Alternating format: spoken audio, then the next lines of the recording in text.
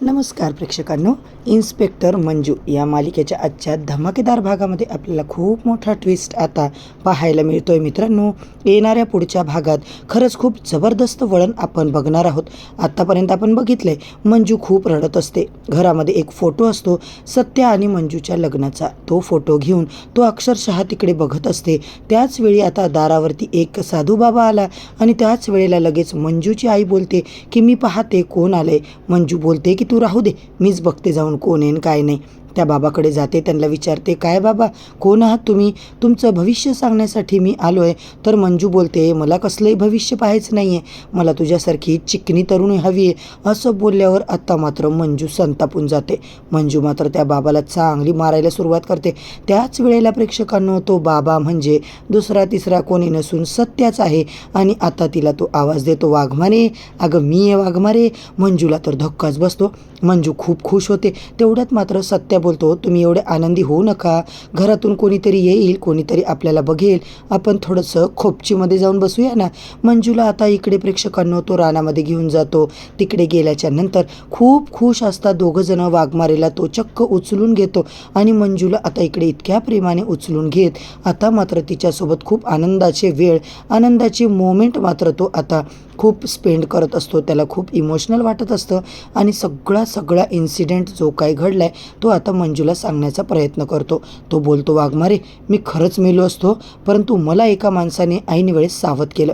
त्याने मला सांगितलंय की या हेलिकॉप्टरमध्ये काहीतरी बिघाड झालाय, तुला मारण्याचा प्लॅन केलेला आहे आणि त्या व्यक्तीने मोबाईलमध्ये व्हिडिओसुद्धा काढून ठेवलाय प्रूफ म्हणून.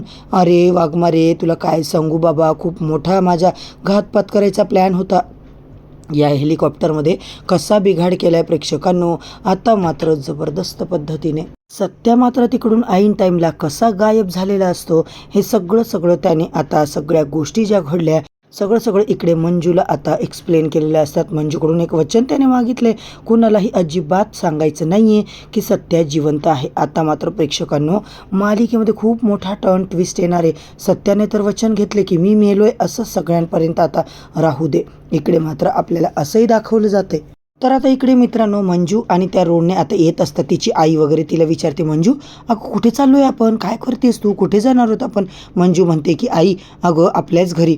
तर ती आई म्हणते अगं आपलं घर तर कसं आहे तुला माहिती आहे ना, काय झाले त्याचे हाल तुला कळतं आहे ना.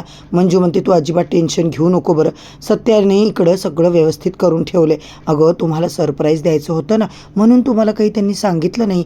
सगळं सरप्राईज इकडे तयार करून ठेवलं होतं की तुमच्या दोघींच्या चेहऱ्यावरचा आनंद, सगळं सुख त्याला बघायचं होतं आणि त्याचमुळे त्याने ही सगळी तयारी केली. मंजूची आई म्हणते काय सरप्राईज होतं, आम्हालाही बघायचे. मंजू चल बरं आपण जाऊया आपल्या घरी. अगो एवढं आपल्यासाठी त्यांनी केलं, पण तेच आता मरून गेले, ते आता जिवंत नाही आहेत. आता मात्र या तिघीजणी जेव्हा घरी येतात ना, तिकडून मंजू चावी घेते, घराचं कुलूप उघडते. घरात जातात तर मंजूची आई म्हणते बाप रे, सत्यजित रावांनी घर कसं केलं, आधी जसं होतं तसंच केलं, किती मोठे उपकार केले त्यांनी आपल्यावर माहिती आहे का. अगं त्यांच्या उपकाराची परतफेड करण्यासाठी तेच आता जिवंत नाही आहेत असं म्हणत प्रेक्षकांनो, इकडे मात्र आपण पाहतोय तो जो पेंटर चित्रकार असतो ना, तो सत्याचा फोटो बघतो. माफ कर, तुझी बायको जी आहे तिला मी सासरा म्हणून चुकलो आणि बाप म्हणून मी कधीच झालो नाही आणि मला मात्र आता ना मंजूच्या पाठीमागे नाही राहता आलं. मला माफ कर सत्या, खरंच माझी चूक झाली आहे रे खूप मोठी. असं म्हणत आपण पाहतोय सत्या जो आहे, जो चित्रकार आहे, तो आता इमोशनल झालेला असतो. आता ते येतात साहेबांजवळ, म्हणतात अगं माया तू चुकीचं केलं, मंजूला त्यांनी आपल्या घरी आणायला पाहिजे होतं. आता आणायचं का त्यांना आपल्या घरी. तर लगेच ती म्हणते की हे बघा, तुम्हाला जर एवढा पुळका आला असेल ना फुकटचा, तर तिथंच जा, तुम्ही तुमचं बघा आणि तिला घेऊन या. आता तुम्ही काय करा, घरामध्ये तुम्हाला आणायचं असेल तर माझ्या सत्याला आधी आणा, सत्याला आणा, मगच मी त्यांचा विचार करणार आहे. आता ते म्हणतात कसं शक्य आहे, तो तर मेला आहे ना. काय बोलते माया तू. आता हे दोघे रडायला लागतात, कारण सत्य नाहीच आहे. त्यांना असं वाटत असतं की मंजूची आई म्हणते मंजू जा तू आता थोडा आराम कर. अमृता म्हणते हो जा तू आराम कर बरं, आम्ही सगळी साफसफाई आता करून घेतो.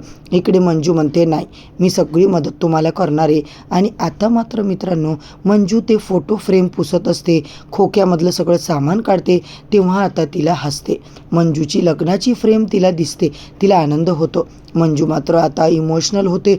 मंजूची आई म्हणते, "का गं मंजू, काय झालं? आता तू शांत हो, रिलॅक्स हो बरं. कशाला आता इतकं तू रडायतेस? काय झालं तुला?"